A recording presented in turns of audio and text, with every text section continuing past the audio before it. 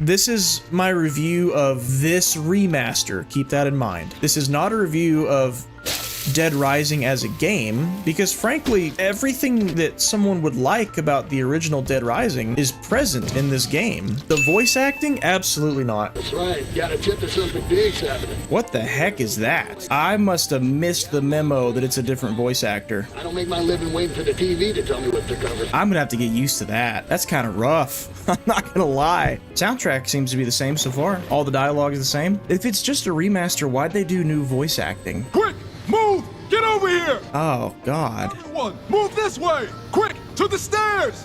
Move! Check my nostalgia. Is the voice acting good and I'm just responding to it negatively because it's not what I remember? Or is the voice acting coming across strange to you? In the beginning, when you're looking at the security cameras for the first time, they removed the "what in the world" line. Like Frank is watching the cameras and he sees people getting killed by zombies. He says, "What in the world?" In this version, he just stares at the cameras like an idiot. It's like, why? Why did we take that out? You ain't planning on going back down into the mall, are you? At least take this transceiver with you. It's that kind of dialogue in the original that wasn't voiced. You had to read it, and most people couldn't read it because the text was too small. They assumed people had HD TVs, and not enough did, back in 2006. In this game, they made it to where all those lines are actually voiced this time. That'd be great, fella. That's why they brought in new voice actors, isn't it? If the OG voice actor's not passed away, I hear no excuse. All right, you two. All right, you two. Ah! I didn't know he was going to say that. Because I couldn't read the text in the original. I wouldn't know that. Enhanced visuals, enhanced graphics, but I'm gonna be honest, the original still holds up, I think. It looks fine. These obviously do look better though. So this was made in RE Engine. Is it just me or does it not look as good as RE7, 8, RE2 Remake, RE3 Remake, RE4 Remake? I mean, it doesn't look bad by any means, but it doesn't bother me. I think the graphics are just fine. The story is exactly the same. Nothing changed there. The setting, the map is exactly the same. Nothing changed there. The items, they all work the same from what I can tell. It truly is the same game again, just with a couple of updated mechanics and updated visuals. The soundtrack is the same in this game. I hear the same soundtrack. That's so good. Change mall background music. So if you pick one, it stays on that song and doesn't change it. That's pretty cool. Oh, and they added a durability bar underneath the weapons too. So that wasn't in the old game. No blood stains on his white shirt. So y'all see all the blood right now? How much blood's flying around? Notice this. There's no blood on his outfit at all. So in the original, you got blood on your outfit and it's not there. It's just a really weird change. Does it break the game? No, but it's like, why not? Oh, love that loading time. This took forever in the original. You couldn't do this in the original. You couldn't move while aiming. Part of the difficulty spike in the original was that you can't move and shoot at the same time. So I'm wondering if that's gonna make these boss fights a little easier. Maybe even too easy, we'll see. Yellow paint, it just says this way, why? Yeah, so y'all can probably imagine how much more stressful a fight like this is when you can't aim and walk at the same time.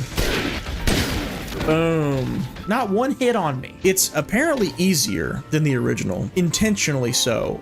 Somebody with Capcom explicitly stated that they made it easier on purpose so that it could be more accessible for people. Oh, so there's an autosave now. No, am I dead? No, because there is an autosave in this game. In the original, there was not. That's great. That's amazing. What a good change. Oh, you can advance time. That's new for this. All right, let's advance time. Advance time passed the case by accident. Meet Isabella in a shop at 12 a.m. Wait, it is 12 a.m. right now. Oh no, I wasn't watching the time, I was watching the bar. I mean, have them line up, you sick game. I'll mention the changes that were making the rounds in gaming news about this game's censorship. Now, in the original, you could get points for pictures of women, skirt shots and chest shots and stuff, and they removed that. Yeah, this is the one that was censored for apparently China. Name and rank, soldier! It's because you're a mole. Ah, in the original he says you're Viet Cong. You are nothing but a filthy animal! And then you're a filthy communist. What was the point? I mean, he's clearly still a Vietnam vet. Like, that's clear from him talking about the guerrillas, but bring me censorship, yes. We love censorship. Is he white now? Is that white? I can't tell. No, maybe not. Dude, this dude was cartoonishly Chinese in the original. Yeah. Whoa! Oh! Oh my god! Big Dead by Daylight guy. Word on the street is that's because they want to appeal to Chinese audiences more, but it could also just be because of consulting, sort of like with Resident Evil 5 a few years later. There's a lot of reasons it could be. Does that make the game worse? In my opinion, no. It's the exact same game, basically, again. However, if you are somebody that notices these things, that is distracting to you, like the agendas behind the games, I can completely empathize with that, because I used to not be bothered by these kinds of things until, you know, recently with the company that will not be named, that happened with me, so I totally get it. But as a product on its own, without any outside view or knowledge even of socio-political commentary, it doesn't hurt the product at all. I guess the question becomes, is this game worth $70? And I'm gonna be honest, value is important to me. I would not recommend this game over the original.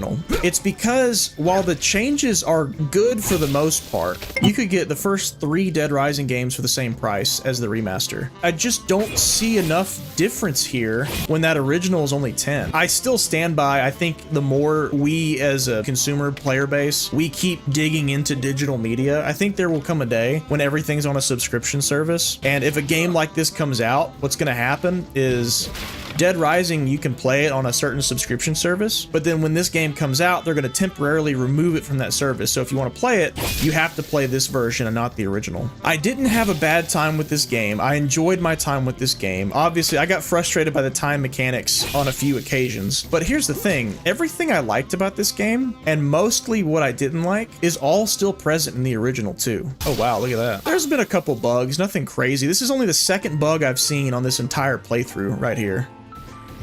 There's just not anything substantial, but here's the thing, that's not necessarily a negative, because that's kind of what you sign up for when you get a remaster instead of a remake, and that's all the more reason why I really hope that Capcom doesn't look at this and go, oh, well, let's just do this instead of remakes. Because their Resident Evil remakes are some of the best remakes that have ever been made. If they're going to remake another game like Dino Crisis, or they have an opportunity to, I absolutely do not want them to choose a remaster like this over the opportunity to do a remake. You know what I mean? And I get it. A remaster is a lot less effort, less budget. They could pump them out a lot faster than doing full-fledged remakes. But I hope that's not where we're headed, because PlayStation gets the same game remastered every 2 years and people eat it up. That's not a console wars dig. I'm just saying there's so many remasters over there, and I don't want to see that from Capcom's titles across the board. I really don't. If you've never played Dead Rising before, I would just recommend buying the original. It's $10 for the exact same experience minus a couple of minor changes. If graphics are just really important to somebody, I could see why they'd want to go for this one. If the original were still like 40 bucks, 50 bucks even, I'd be like, okay, yeah, maybe this is what the remaster fans are used to, and maybe I'll get crucified in the comments if I clip this, but like, I guess I just don't see the appeal. That's my thing. If you're gonna re-release a game that already exists, it needs to some degree provide a new experience, and I don't feel that this remaster provided a new experience. I feel that it's the same game with a couple small upgrades, whereas Silent Hill 2 actually looks like it could constitute as a different experience. For better or for worse, you know, we'll see, I guess. But yeah, if you're considering buying this game because you just want to go around the mall and use weapons and replay the story of Dead Rising, truly, I mean it sincerely, if value's important to you, you're better off just playing the original. Yes, the graphics are better in this, but I don't think that enhances the experience of this game. To me, it doesn't. Anyway, I think I touched on everything. There are positive changes, they're just not very significant. And that's a remaster for you, I guess, so don't go into this expecting a remake if you decide to buy it.